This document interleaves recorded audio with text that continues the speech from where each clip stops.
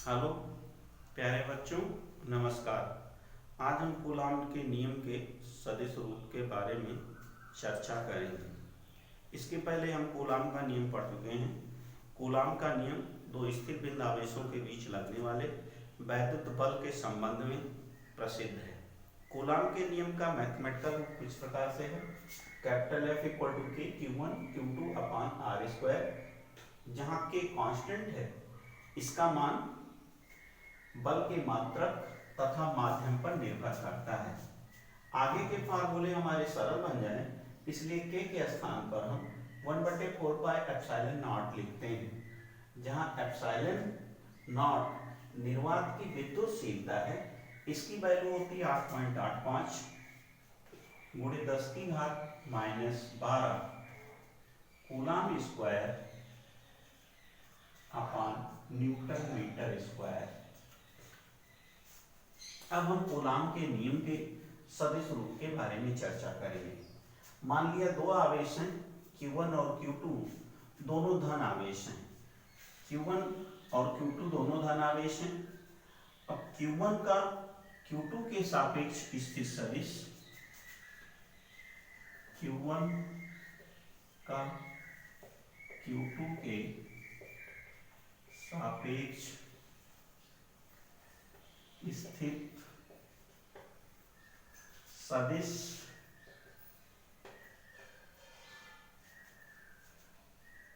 R12,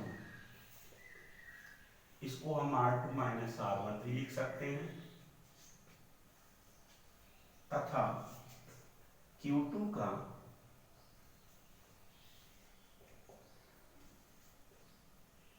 Q1 के सापेक्ष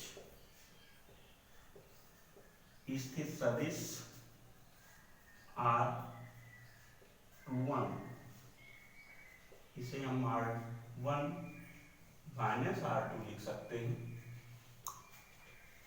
यदि R12 और R21 के परिमाण बराबर हुए, R12 का परिमाण बराबर R21 का परिमाण, इनके परिमाण बराबर है, किंतु R12 और R12 किंतु vector R12 equal to minus vector R21। अब चूंकि हम पढ़ चुके हैं एकांक सदिश, एकांक सदिश एक कैप बराबर होता है वेक्टर ए बटे वेक्टर ए का परिमाण। तो इस फार्मूले की सहायता से हम R12 का एकांक सदिश होगा हमारा, R12 का एकांक सदिश बराबर वेक्टर R12 बटे मॉड ऑफ वेक्टर R12 तथा R21 बराबर R21 का एकांक सदिश vector R21 upon mod of vector R21। तो ये एकांक सदिश है। एकांक सदिश ऐसा सदिश होता है जिसका परिमाण एक होता है। एकांक सदिश ऐसा सदिश होता है जिसका परिमाण एक होता है।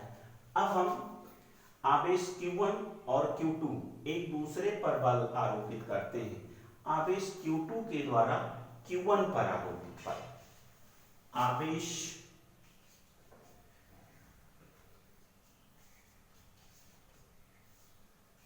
Q2 द्वारा Q1 पर आरोपित बल,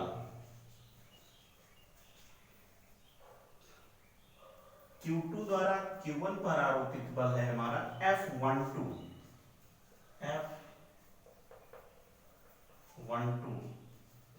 वेक्टर में बराबर 1/4πε0 epsilon 0 Q1 Q2 into R12 का कैप, R12 का कैप अर्थात एकांक सदिश बटे मॉड ऑफ वेक्टर R12 का स्क्वायर। इसी प्रकार से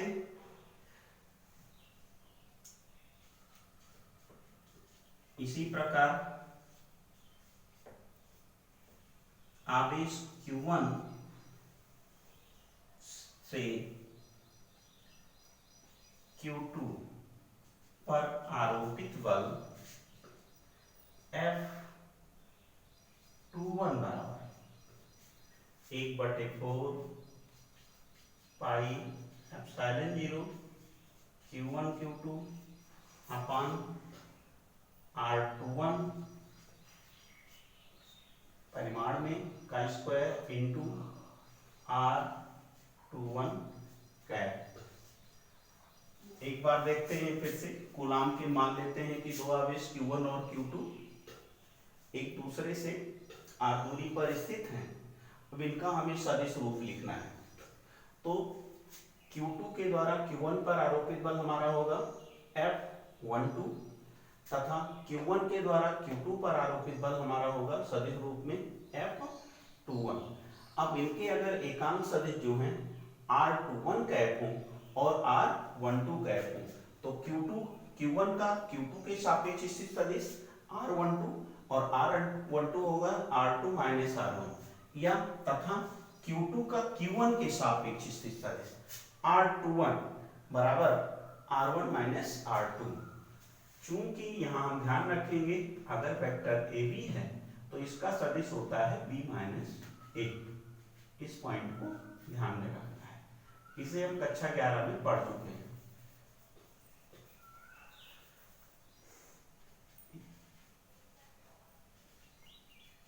ये नोट रखेंगे हम।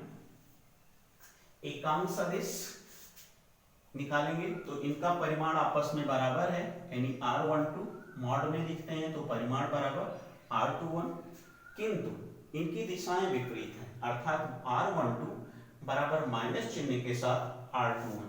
एकांक सदिश की परिभाषा होती है A कैप बराबर वेक्टर A बटे मॉड ऑफ वेक्टर A, इसलिए R12 कैप बराबर हो गया वेक्टर R12 बटे मॉड ऑफ वेक्टर R12 तथा R21 कैप हो गया हमारा वेक्टर R21 बटे मॉड ऑफ R21।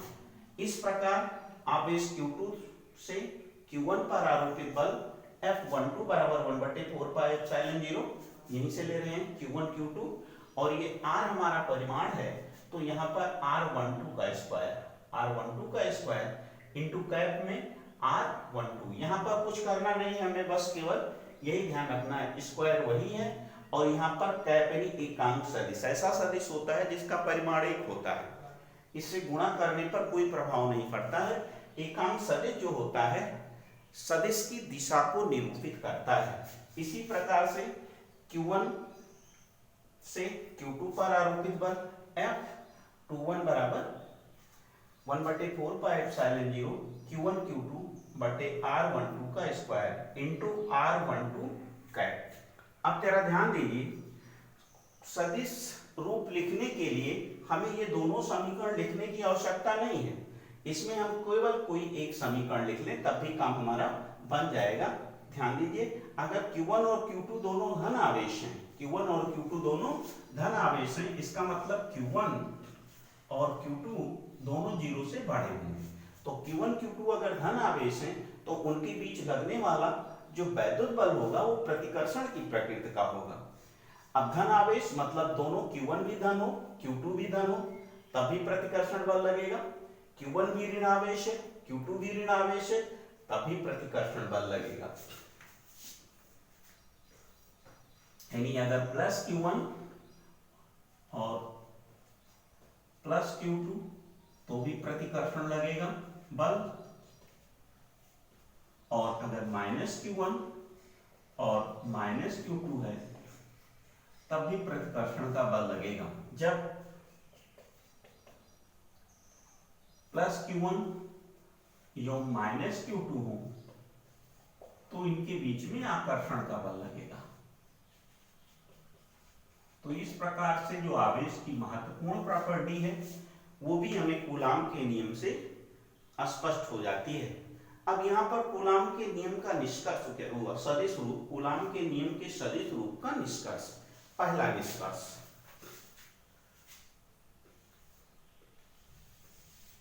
कूलाम के सदिश नियम का निष्कर्ष इसमें पहला निकलता है कि ये जो सदिश हैं वेक्टर r12 बराबर है वेक्टर माइनस में r21 के, इसलिए पहला निष्कर्ष निकलता है बल F12 equal to minus F21। इसका मतलब ये निकला कि F12 और प्लस F21 बराबर 0। यही न्यूटन का तीसरा नियम है।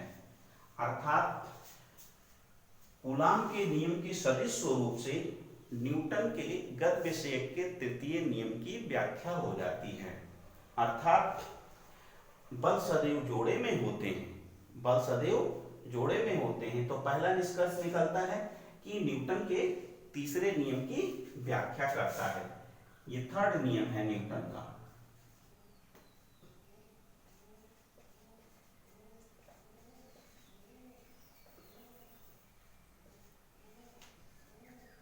दूसरा निष्कर्ष इसका निकलता है कि जो Q1 और Q2 को मिलाने वाली रेखा है, यानी जो बल है Q1 और Q2 को मिलाने वाली रेखा के अनुदिश होता है।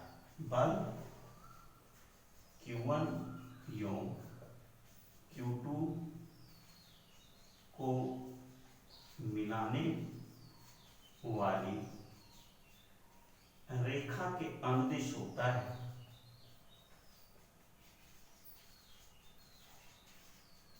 अर्थात कूलाम का नियम व्युत्क्रम वर्ग के नियम का पालन करता है। अर्थात कूलाम का नियम व्युत्क्रम वर्ग के नियम का पालन करता है। अर्थात ये केंद्रीय बल है। अर्थात केंद्रीय बल है। तो इस प्रकार से न्यूटन के तीसरे नियम की व्याख्या हो जाती है कूलाम के सदिश रूप से, तथा यह सिद्ध होता है कि ये केंद्रीय बल है। अब हम वैद्युत बल के गुरुत्वाकर्षण बल से तुलना करेंगे।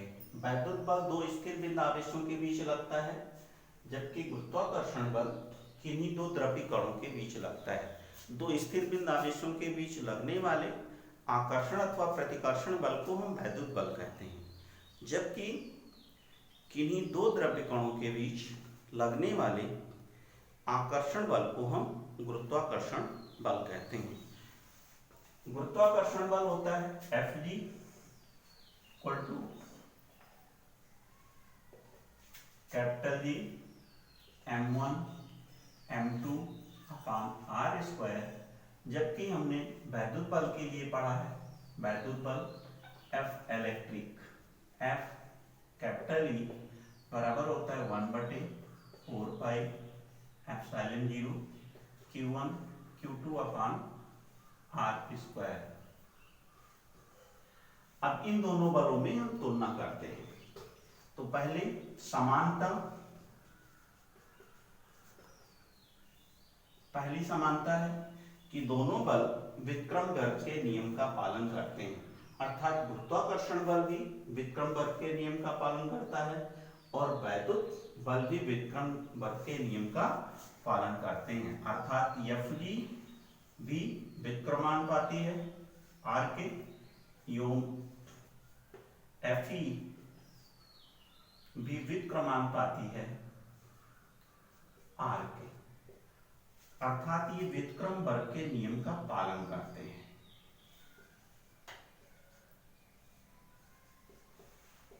व्युत्क्रम वर्ग के नियम का पालन करते हैं।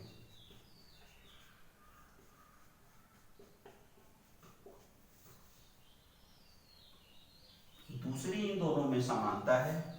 पहला तो ये हो गया कि दोनों व्युत्क्रम वर्ग के नियम का पालन करते हैं, जबकि दूसरी समानता है ये दोनों बल निर्वात में क्रियाशील रहते हैं।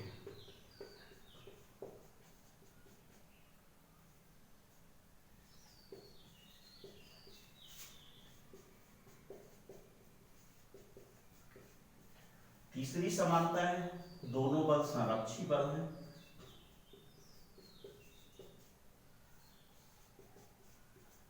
अंतर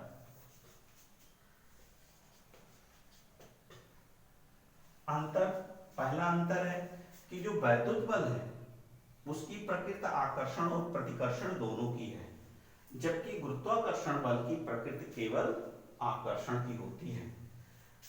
अंतर में वैद्युत बल प्रतिकर्षण का भी है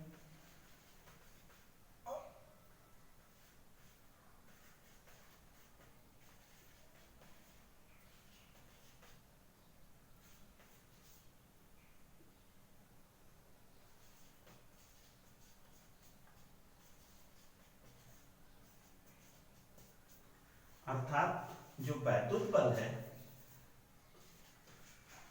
उसकी प्रकृति आकर्षण एवं प्रतिकर्षण दोनों की होती है, जबकि गुरुत्वाकर्षण बल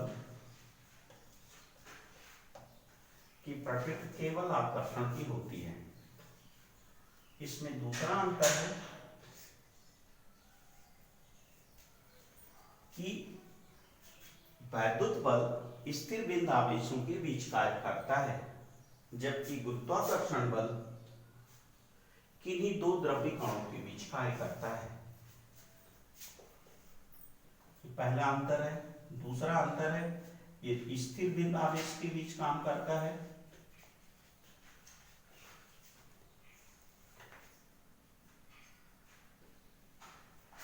स्थिर बिंदु आवेश के बीच कार्य करता है, जबकि गुरुत्वाकर्षण बल द्रव्य कणों के बीच कार्य करता है, द्रव्यमानों के बीच कार्य करता है। गुरुत्वाकर्षण बल की प्रकृति केवल आकर्षण की होती है, जबकि वैद्युत बल की प्रकृति आकर्षण और प्रतिकर्षण दोनों की होती है। यदि हम बात करें जैसे इलेक्ट्रॉन प्रोटॉन तथा प्रोटॉन इलेक्ट्रॉन इलेक्ट्रॉन के बीच लगने वाले वैद्युत बल तथा गुरुत्वाकर्षण बल की, जैसे दो इलेक्ट्रॉन हैं तो उनके बीच लगने वाले वैद्युत बल और गुरुत्वाकर्षण बल का जो अनुपात होता है इलेक्ट्रॉन के लिए Fe अनुपात Fg ये होता है 10⁻45 अनुपात 1 होता है अगर दोनों इलेक्ट्रॉन हैं, और यदि प्रोटॉन है तो प्रोटॉन के लिए Fe अनुपात Fg ये होता है 10⁻45 अनुपात 1 तथा इलेक्ट्रॉन और प्रोटॉन के लिए 10⁻36 अनुपात 1 होता है।